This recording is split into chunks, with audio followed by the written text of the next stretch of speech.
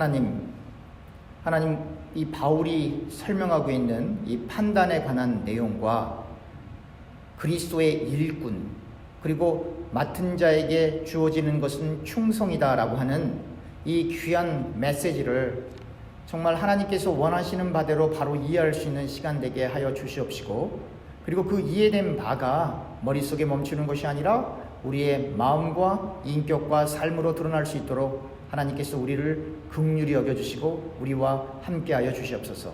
예수님의 이름으로 기도합니다. 아멘.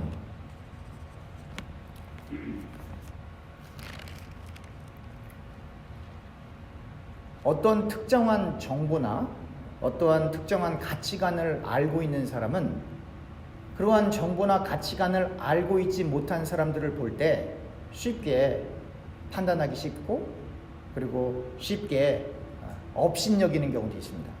왜냐하면 나는 알고 나는 잘하고 있는데 당신은 모르고 잘 못하고 있기 때문에 당신은 틀렸어 라고 하는 그 말을 입으로 표현하는 사람들도 있지만 대부분은 표현하지 않죠. 마음속에 가지고 있는 경우도 많이 있습니다. 그런데 오늘 본문의 바울은 자기 스스로를 판단하지도 않는다 그랬어요. 그리고 그렇게 판단받을 만한 그러한 행실을 지금 고린도전서를 쓰고 있는 그 동안에는 그런 곳이 별로 없다라고 해서 마치 바울은 하나님의 말씀을 다 지켜 쪽으로 이렇게 사람들이 생각하기도 하고 오해하기도 하는데 그런 표현은 아닙니다. 3절입니다. 너희에게나 다른 사람에게나 판단받는 것이 내게는 매우 작은 일이라. 나도 나를 판단하지 아니하노니 내가 자책할 아무것도 깨닫지 못하나 이로 말미암아 의롭다함을 얻지 못하노라. 다만 나를 심판하실 이는 주시니라. 내가 이렇게 판단받을 만한 그런 행동을 하지 않았기 때문에 그런 게 너무나 적지만, 그렇다고 해서 그러한 어떤 행위가 의로 여겨지지 않을 뿐만 아니라 나를 판단하시는 이는 오직 주님 한 분뿐이시라는 거예요. 바울도 다른 사람을 판단하기 원하지 않았고 본인 스스로도 판단받는 것을 원하지 않았습니다. 그런데 왜 바울이 이런 얘기를 할까요? 다른 본문에 가면 바울은 나는 괴수입니다, 나쁜 사람입니다 이렇게 고백을 하는데 이 본문에 가서는 왜 바울은 그렇게 다른 이야기를 할까요? 우리가 이 바울에 대해서 더 정확하게 알기 위해서 왜 이런 바울이 말을 했는가라고 하는 걸 찾아보려면 예수님께서 말씀하신 말씀을 찾아봐야 돼요. 왜 그러냐면 바울은 예수님을 닮기 위하여 그의 전 인생을 마치 향의 옥합을 깨서 예수님의 발 앞에서 붓는 그 여인과 같은 심정으로 그의 전 인생을 예수님의 발 앞에서 깨 부수는 사람이거든요. 그런데 그 예수님께서 요한복음 8장입니다. 요한복음 8장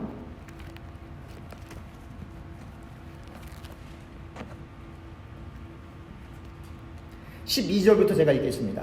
요한복음 8장 12절입니다. 예수께서 또 말씀하여 이르시되 나는 세상의 빛이니 나를 따르는 자는 어둠에 다니지 아니하고 생명의 빛을 얻으리라. 바리새인들이 이르되 내가 너를 위하여 증언하니 내 증언은 참되지 아니하도다. 예수께서 대답하여 이르시되 내가 나를 위하여 증언하여도 내 증언이 참되니 나는 내가 어디서 오며 어디로 가는 것을 알거니와 너희는 내가 어디서 오며 어디로 가는 것을 알지 못하느니라. 너희는 육체를 따라 판단하나 나는 아무도 판단하지 아니하노라. 내가 만일 판단하여도 내 판단이 참되니 이는 내가 혼자 있는 것이 아니요 나를 보내신 이가 나와 함께 계심이라. 너희 율법에도 두 사람의 증언이 참되다 기록되었으니 내가 나를 위하여 증언하는 자가 되고 나를 보내신 아버지도 나를 위하여 증언하시느니라. 이에 그들이 묻되 내 아버지가 어디 있느냐? 예수께서 대답하여 이르시되 너희는 나를 알지 못하고 내 아버지도 알지 못하는도다. 나를 알았더라면 내 아버지도 알았으리라. 이 말씀은 성전에서 가르치실 때 헌금함 앞에서 하셨으나 잡는 사람이 없으니 이는 그의 때가 아직 이르지 아니하였음이로라. 지금 읽었던 본문에서 여러 가지 설명할 것이 많이 있지만 시간상 몇 가지만 이야기하면 예수님도 아무도 판단하지 않으셨어요. 바울도 판단하는 걸 원하지 않았어요. 그런데 만약 우리가 다른 사람을 판단한다면 과연 우리는 누굽니까? 우리가 예수님보다 큰 사람입니까? 우리가 바울보다 큰 사람입니까? 아니죠. 이건 사실 대단히 심각한 말씀이에요. 내가 어떤 사람을 판단해서 말로 표현하는 경우도 있지만 사실상 저를 포함해서 우리 모두는 말로 표현하지 않아도 우리 마음속으로 판단할 때가 너무 많아요. 우리의 마음속으로 정죄할 때가 너무 많아요. 그런데 우리가 분명히 알아야 돼요. 주님도 판단하지 않으셨어요. 바울도 판단하지 않았어요.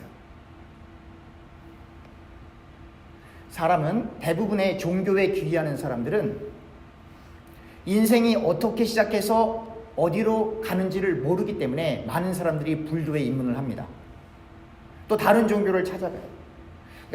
종교를 찾는 사람들이 크게 두 종류의 사람들이 있는데, 하나는 인간의 죽음에 관한 그 문제, 내세관 때문에, 그리고 허무감 때문에 종교를 찾는 사람들이 있고, 또 한 부류는 이 세상에서 어떻게 하면 잘 살까에 중점을 두고 종교를 찾는 사람들이 있어요. 그래서 이 세상에서 어떻게 하면 잘 될까? 이번에 내가 사업을 이쪽으로 하면 잘 될까요? 안 될까요? 전보러 가는 사람들, 예를 들면 하나님 아니죠. 저 뭐 물 하나 이렇게 떠놓고, 정한수 떠놓고 기도하는 사람들, 우리 아들 꼭 대학에 들어가게 해주세요. 예를 들면 이렇게 이 세상에 일어나는 현실의 문제가 잘 되기 위해서 종교를 찾아가는 사람들은 대부분 저등 종교를 찾아갑니다. 그래서 성황당을 가던, 점집을 가던, 무당을 찾아가던, 뭐 손금을 보던, 미국 사람들도 손금 많이 보거든요. 카드점도 많이 보거든요, 사실은.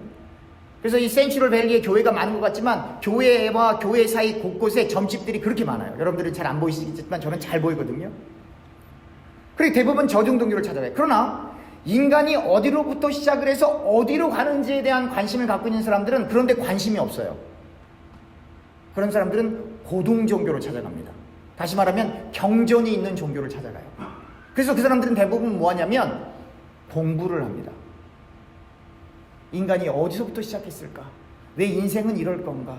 일평생 살아가면서 화두를 하나 붙잡고 10년, 20년, 30년 동안 일상을 살면서 그 화두를 붙잡고 고민하면서 살아요. 그러다가 그 화두가 깨달아지면 불교에서 해탈했다 그러는 거예요. 그들의 삶은 진지합니다. 어디서부터 시작을 해서 어디로 가는지 모르는 사람들도 그렇게 진지하게 인생을 살고, 살생하지 않기 위해서, 나쁜 말 하지 않기 위해서, 판단하지 않기 위해서, 좋지 않은 소리 하지 않기 위해서, 비판하지 않기 위해서 이 땅에서 살면서 도덕과 윤리뿐만 아니라 인간의 도리를 최대한으로 다 지켜갑니다. 모르니까, 두려워서. 그런데 우리는 다 알잖아요. 우리 어디서부터 왔어요? 어디로 갑니까? 알죠. 그런데 왜 우리의 인생은 어디서부터 시작을 해서 어디로 가는지 모르는 사람들보다 왜 천박할까요? 왜 우리의 입술은 좋지 않을까요? 우리는 다 알고 있다고 하는데 모르는 사람들보다 더 못 살아요. 모르는 사람들보다 선행도 더 못해요. 모르는 사람들보다 삶 속에서 윤리적으로 도덕적으로 살지도 못해요. 모르는 사람들은 두렵기 때문에 내가 이렇게 악행을 하면 내가 다음 생에 벌레로 태어나면 어떡하지?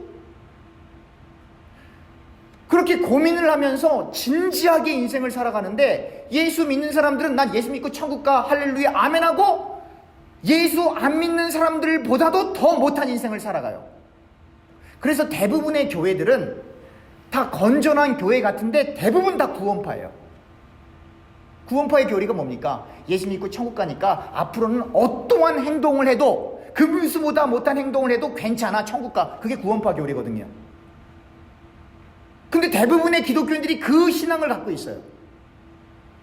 우리는 구원받은 사람입니다. 복받은 사람입니다. 할렐루야. 슬퍼하지 마세요. 죄책감 갖지 마세요. 우울해하지 마세요. 하나님이 여러분들을 위해서 죽으시고 부활하셨고 그 피로 구원을 받았습니다. 아멘인데, 그럼 그 다음에 어떻게 우리가 사느냐 이 말이에요. 거기에 대한 답을 안 줘요. 그러니까 교회에 올 때마다 사람들은 죄책감을 릴리즈하는 거예요.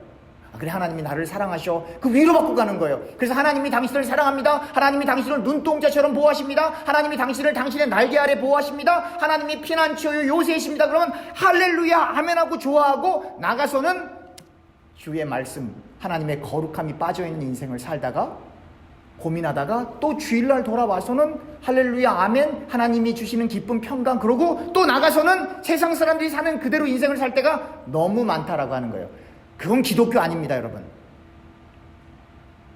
그건 기독교 아니에요. 여러분, 성경에서 예수님을 믿었던 사람들 중에 그렇게 살았던 사람이 단 한 명도 없어요. 대부분 복음을 깨달은 사람들의 대부분의 인생은 주님, 나 같은 죄인 건져주셔서 나 같은 사람도 구원받는데 저 사람 좀 구원해주면 안 될까요? 그 심정으로 살았어요.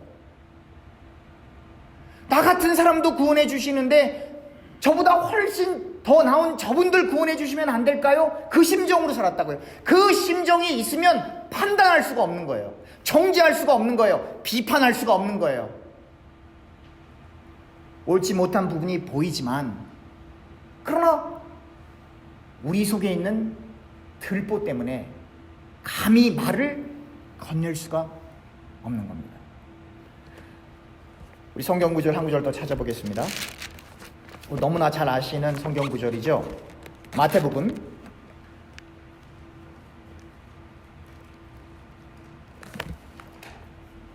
7장 마태복음 7장 1절에서부터 6절까지 제가 읽도록 하겠습니다. 마태복음 7장 1절에서부터 6절입니다. 비판을 받지 아니하려거든. 이때 비판은 정죄 혹은 판단 같은 말이에요. 이거를 한국말로 비판이라고 그렇게 표현한 거예요. 비판을 받지 아니하려거든 비판하지 말라.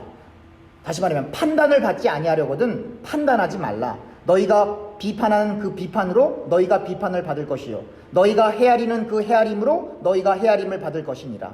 어찌하여 내 형제 속에 있는 티는 보고 내 눈 속에 있는 들보는 깨닫지 못하느냐. 보라, 내 속에 들보가 있는데 어찌하여 형제를 말하기를 나로 내 눈 속에 있는 티를 빼게 하라 하겠느냐. 외식하는 자여, 먼저 내 눈 속에서 들보를 빼어라. 그 후에야 밝히 보고 형제의 눈 속에서 티를 빼리라. 거룩한 것을 개에게 주지 말며 너희 진주를 돼지 앞에 던지지 말라. 그들이 그것을 발로 밟고 돌이켜 너희를 찢어 상하게 할까 염려하라. 사랑하는 교우님들, 너무나 잘하는 말씀이시죠? 제가 여러분들에게 질문을 한 가지 하겠습니다. 여러분들과 저에겐 다 들보가 있어요. 근데 그걸 뺄 수 있나요, 우리가? 우리가 우리 스스로 그 들보를 뺄 수 있나요? 못 빼요. 왜 그 들보를 못 빼느냐? 그 들보와 우리는 붙어 있어요. 그래서 우리가 그 들보를 빼버리면 우리는 죽을 것 같아요. 그 들보를 빼는 게 자기 부인이에요. 그 들보를 빼는 게 예수 믿는 거예요. 예수 믿는 것의 구체적인 나타남이에요. 그러니까 예수 믿기가 쉬워요, 어려워요? 어려운 거예요, 여러분. 아, 형제님, 예수님 믿으시죠? 네, 믿습니다. 그럼 저를 따라 고백하시죠? 구원의 확신, 다 좋아요. 근데 그렇게 몇 마디 말했다고 끝나는 게 아니에요, 여러분. 베드로는 예수님을 약 3년 동안 같이 동행했어요. 예수님을 맨날 봤다고요. 같이 식사하고요. 예수님이 하신 기적을 거의 다 봤어요. 그러나 예수님이 십자가 처형의 그 길로 가실 때 베드로는 예수님을 3번이나 난 몰라요 3번 부인했어요. 여러분들과 제가 나 예수님 믿어요 아멘 그걸로 그렇게 간단히 끝날 문제가 아니라 이 말이에요. 베드로만 3번 부인했나요? 아니에요. 모든 제자들이 다 도망갔어요. 단 한 명도 예수님 옆에 있을 수가 없었어요. 왜요? 예수님과 함께 처형당할까 봐. 믿음이 뭡니까? 하나님을 경외하는 것이 뭡니까? 그 두려움을 이기고 나가서 예수님 옆에 있어야 하는데 어떠한 육체도 그럴 만한 육체는 이 땅에 없어요. 그래서 그 누구도 자기의 들보를 자기 스스로 빼낼 수가 없는 거예요. 그럼 이 들보를 어떻게 해결을 하냐면 우리의 이 연약함과 그리고 이 한계성을 인정하고 갈멜산의 엘리야가 그의 힘으로는 도저히 하늘에서 불이 떨어지게 할 수 없지만 하나님이 살아계심을 나타내야 하기 때문에 하늘에서 불이 떨어지도록 하나님 앞에 매달린 그 심정으로 여러분들과 제가 주의 제단 앞에 서서 하나님 제 들보 좀 태워주세요라고 기도를 해야 되는 거예요. 그래서 우리의 어떤 인격이나 수양이나 어떠한 행함으로 우리의 들보를 빼내는 것이 아니라 성령의 불이 여러분들과 저에게 임했을 때 그 들보가 펄펄 타는 역사가 일어나야 하는 거예요. 여러분, 이 땅을 사는 사람들 중에 중독되지 않은 사람은 단 한 명도 없습니다. 마약에 중독이 되던, 담배에 중독이 되던, 술에 중독이 되던, 드라마에 중독이 되던, 어떤 취미 활동에 중독이 되던, 여러분들이 좋아하는 게 분명히 한두 가지는 다 있어요. 여러분들도 알아요. 아, 이거 중독이네. 안다고요. 청소년들 같으면 게임이라든지 어떤 미디어라든지 하여튼 여러분들이 이건 좀 과한데 라고 하는 것들이 하나둘씩은 다 있다고요. 근데 그게 안 돼요. 또 말을 할 때도 사람을 만날 때도 이렇게 얘기하면 안 되는데 라고 알지만 컨트롤이 안 될 때가 너무 많아요. 그리고 처음에 그러면 후회하죠. 그러나 반복적으로 지속되다 보면 이제 후회도 안 돼요. 아, 이게 나구나. 그리고는 아무 이상이 없는 것처럼 인생을 살아갈 때가 너무 많다 이 말이에요. 성경은 뭐라고 얘기하면 안 된다예요. 내가 거룩한 것처럼 너희도 거룩해라. 주님께서 우리에게 말씀하시는 메시지는 제발 들보를 빼어라. 너 스스로는 안 되니까 하나님 앞에 나와 기도해라. 말씀을 묵상해라. 성령의 불이 임할 때에만 그 들보가 타는 것이지 우리 스스로는 그것을 뺄 수 없다라고 하는 것을 주님께서 말씀을 통해 알려주시는 거예요. 그래서 그 들보를 뺄 수 없는 상황 속에 바울은 내가 괴수 중에 괴수입니다 라고 하고 성령의 불로 그 들보가 펄펄 타는 그 순간 속에서는 나는 판단하지도 않고 판단받을 만한 행동을 한 것이 많이 없지만은 그러나 궁극적으로 주님이 나를 판단하실 것입니다. 그쪽으로 흘러가는 거예요. 그러니까 바울이 여기서 이런 얘기하고 여기서 다른 얘기하는 게 아니라 같은 선상에 있는 거예요. 단지 어떤 상황과 어떤 단계에 있느냐 그 차이인 거예요. 사랑하는 교우님들, 판단하시는 이는 주님이세요. 우리가 여기서 아무리 판단해봐야 아무 소용없어요. 우리가 여기서 아무리 칭찬해봐야 아무 소용없어요. 칭찬하고 상 받으면 좋죠. 누가 비난하고 판단하면 기분 안 좋죠. 근데 여러분들과 저는 거기에 움직일 필요도 없어요. 왜냐면 그건 아무것도 아니니까. 주님께서 우리가 우리의 인생을 다 마치고 주님 앞에 갔을 때 주님께서 판단하시고 심판하십니다. 판단과 심판은 정죄하고 달라요. 정죄는 이미 너는 유죄, 그리고 실제로 형을 가하는 거고, 판단과 심판은 아직 무죄인지 유죄인지 드러나기 이전에 판단하시는 거예요. 그 영어로 judgment이잖아요. judge 한다고 그러잖아요. condemn은 넌 이미 guilty야 라고 한 다음에 이제 형을 주는 거고, 주님께서 우리를 정죄하시는 것이 아니라 주님께서 우리를 판단하실 거예요. 그 판단만 바라보고 신앙생활하는 사람, 그 판단만 의식하고 인생을 사는 사람이 예수의 제자, 그리스도의 종입니다. 사람은 누구나 다 실수합니다. 누구나 다 범죄합니다. 아닌 것처럼 해도 사람은 그럴 수밖에 없어요. 왜냐하면 들보가 사람의 아이덴티티이기 때문에 그걸 뺄 수가 없거든요. 언제까지? 죽을 때까지. 그래서 주님께서 들보를 빼난 다음에 형제의 티를 빼라는 얘기는 실제로 들보를 다 뺀 다음에 다른 사람을 정죄하고 심판하는 얘기가 아니라 너는 죽을 때까지 네 들보를 뺄 수 없으니까 죽을 때까지 정죄하지 말고 판단하지 마세요. 그 얘기예요. 마태복음 7장 2절, 너희가 비판하는 그 비판으로 너희가 비판을 받을 것이요 너희가 헤아리는 그 헤아림으로 너희가 헤아림을 받을 것입니다. 여러분, 이 말씀만 우리가 집중을 해도 우리가 어떻게 비판하고 다른 사람을 헤아리겠습니까? 우리가 다른 사람을 비판하고 헤아리는 그것으로 그것과 똑같이 하나님이 우리를 비판하고 헤아리시면 여러분들과 저 중에 살아남을 수 있는 사람 단 한 명이라도 있을까요? 없어요. 그래서 주님께서 말씀하시는 거예요. 원수까지도 사랑하라. 비판하지 말라, 정죄하지 말라, 그걸로 끝나는 것이 아니라 사랑할 수 없는 사람도 사랑하라. 설령 들보가 가득 차서 도저히 그것을 할 수 없을지라도 하라, 이 말이에요. 그래서 우리가 찬양했어요. 우리가 예배드릴 때 찬양하라 내 영혼아, 찬양하라 영혼아. 왜요? 우리는 찬양하고 싶어도 찬양이 안 나오는 인생의 순간들이 너무 많아요. 그래서 우리는 우리 스스로 명령을 해야 돼요. 너 찬양해야 돼, 너 감사해야 돼, 송축해야 돼, 경배해야 돼. 왜냐하면 우리의 현실은 그 상황하고 너무 관계가 없기 때문에. 그러니까 우리가 안 되는 걸 해야 되기 때문에.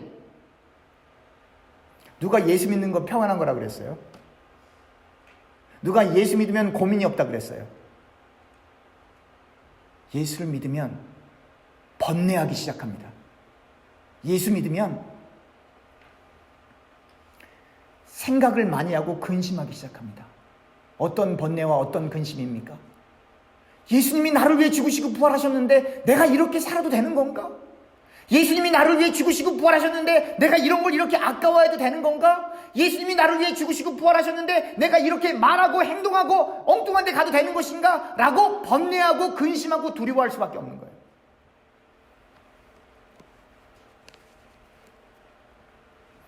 그 고민이 있는 사람이 정말로 하나님의 비밀, 그 복음의 그 빛 가운데 있는 사람이에요.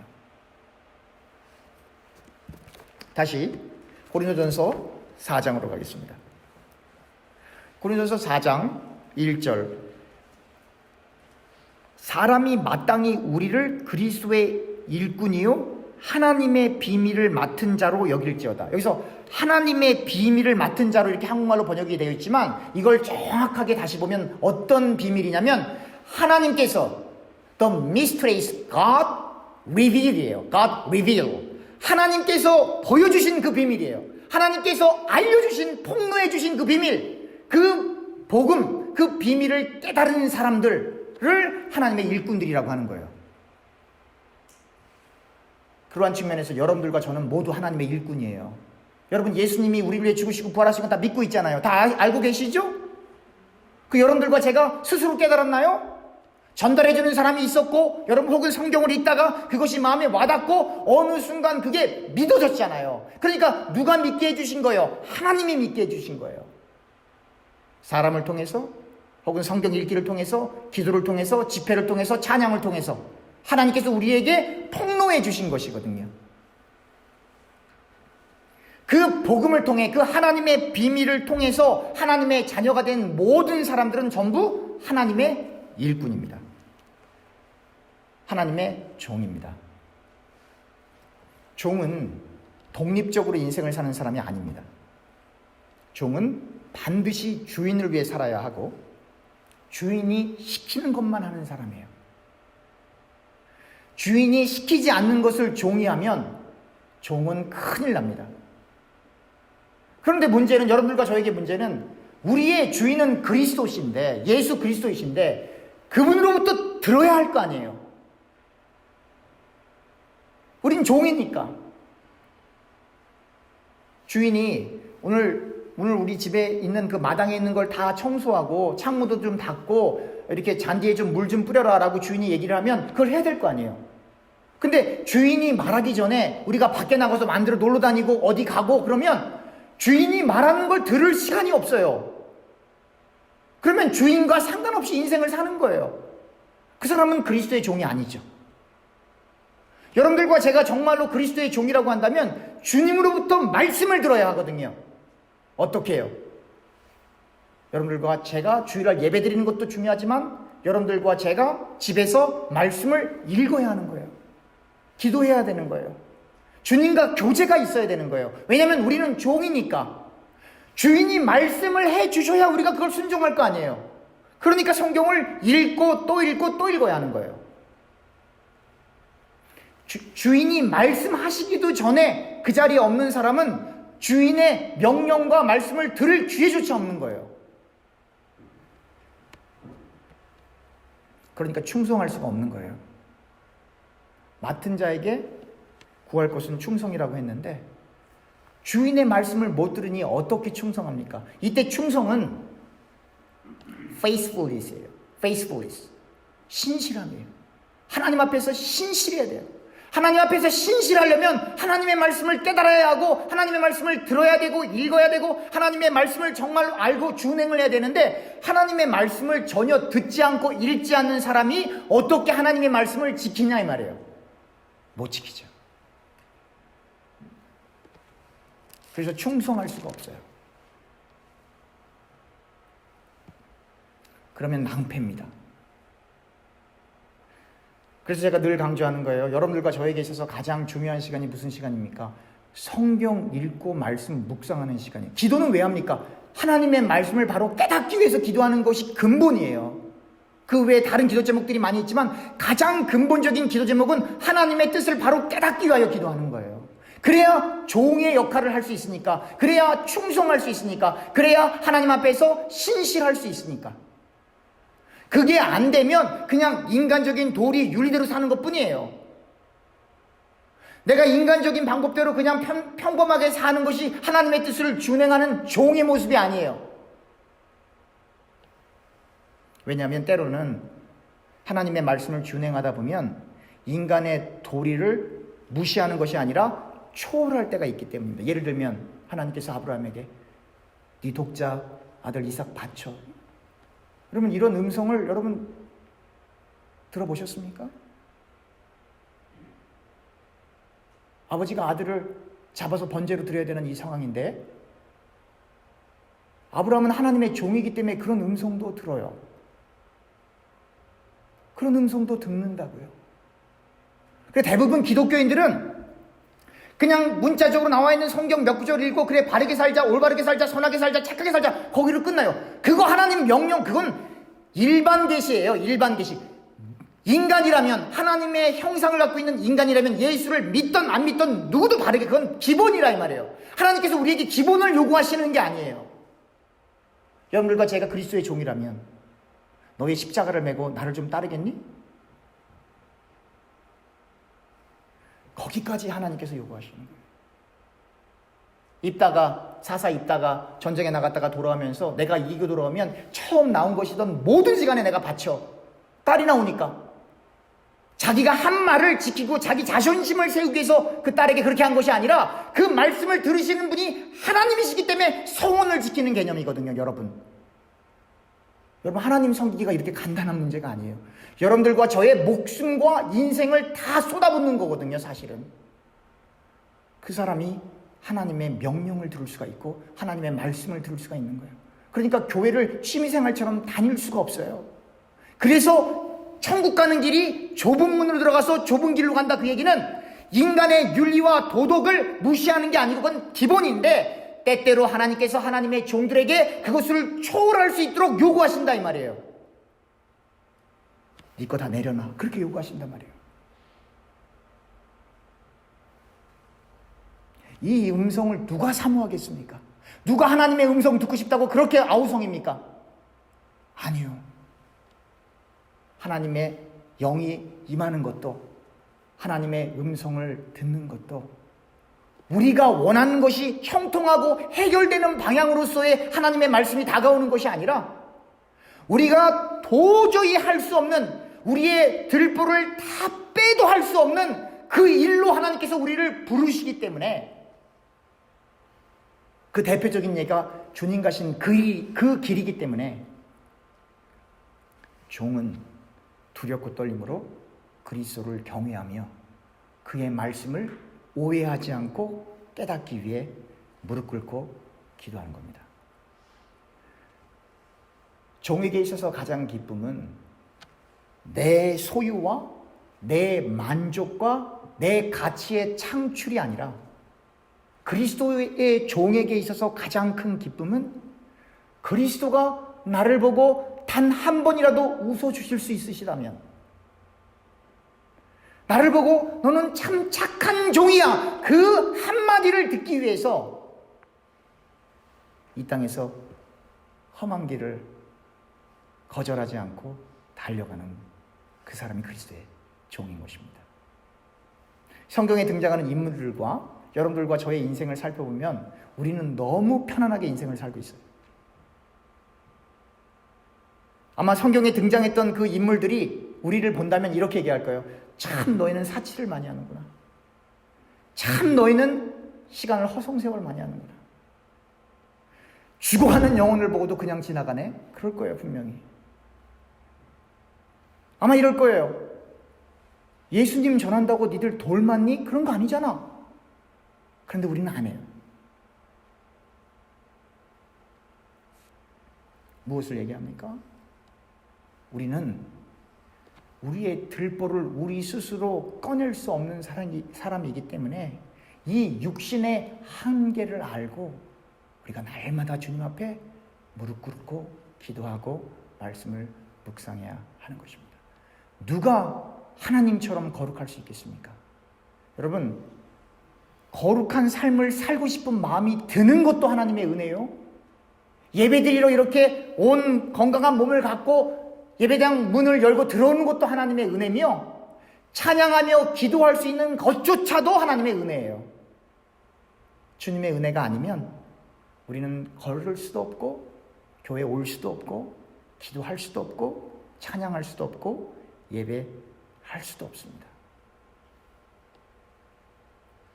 저와 여러분들이 이 우리의 현실을 바로 직시하여 그리스도의 종이 되기 위하여 하나님 앞에 날마다 무릎 꿇는 저와 교우님들 되기를 주님의 이름으로 축원합니다. 기도하겠습니다. 하나님 앞에 우리의 인생을 맡깁니다.